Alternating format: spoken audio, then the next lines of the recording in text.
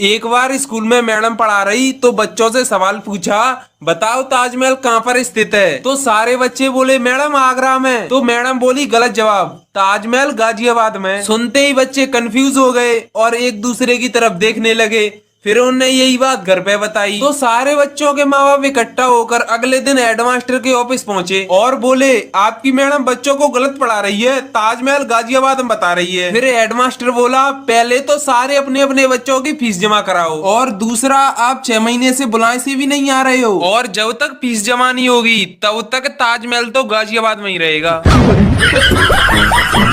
एक बार एक आदमी ने एक घर की घंटी बजाई तो अंदर से एक बच्चा बाहर आया। आदमी ने पूछा, बेटा क्या आपके पापा घर पर हैं? बच्चे ने कहा, अंकल पापा तो बाजार गए हैं। फिर आदमी ने कहा, तो चलो एक काम करो, अपने बड़े भाई को बुला लो। बच्चे ने कहा, पर अंकल भैया तो बाहर क्रिकेट खेलने गए हैं। फिर आदमी ने कहा, ओफो एक काम करो, मम्मी तो घर पर ही होंगी ना, आप मम्मी को बुला लो। फिर बच्चा बोला, पर अंकल मम्मी तो किटी पार्टी में गई है।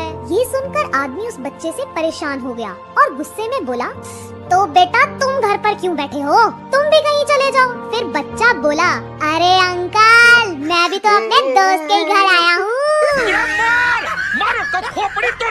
एक बच्चा 3 घंटे से लगातार पबजी खेल रहा था। ये देखकर उसकी मम्मी ने उसको बहुत मारा और डांट लगाकर पढ़ने को कहा। बच्चे को बहुत गुस्सा आ रहा था और जब उसकी मम्मी वहाँ से चली गई तो बच्चे को लगा कि शायद उसकी मम्मी उसे बिल्कुल भी प्यार नहीं करती। तो उसने एक कागज पर लिखा कि मैं ये घर छोड़कर जा रहा हूँ और मम्मी का प्यार देखने के लिए चुपचाप अलमारी में छिपकर बैठ गया। जब थोड़ी देर बाद उसकी मम्मी कमरे में आई और खत पढ़ा तो यहाँ वहाँ रोते रोते अपने बच्चे को ढूंढने लगी। 2 घंटे बीत गए पर फिर भी बच्चा अलमारी से बाहर नहीं आया। माँ अपने बच्चे के लिए फिर भी तड़पती हुई रोए जा रही थी। फिर बच्चे को एहसास हुआ कि अब उसे शायद बाहर आ जाना चाहिए और अपनी माँ के गले लग जाना चाहिए।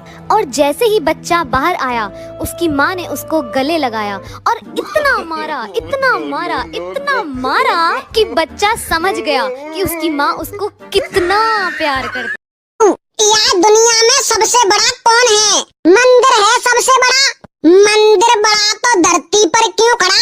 तो फिर धरती बड़ी है, धरती बड़ी तो शेषनाग पर क्यों खड़ी? ओए शेषनाग बड़ो है, शेषनाग बड़ा तो शिव जी के गले में क्यों पड़ा? शिव जी बड़े तो फिर पर्वत पर क्यों खड़े? पर्वत बड़ो है नहीं। पर्वत बड़ा तो हनुमान जी की उंगली पर क्यों खड़ा? अरे यार हनुमान जी बड़े हैं, हनुमान जी बड़े तो श्री राम जी के चरणों में क्यों पड़े? और मुझे ध्यान आएगा, श्री राम जी बड़े हैं। अच्छा श्री राम जी बड़े हैं तो फिर रावण के पीछे क्यों पड़े? अरे तो फिर तू ही बता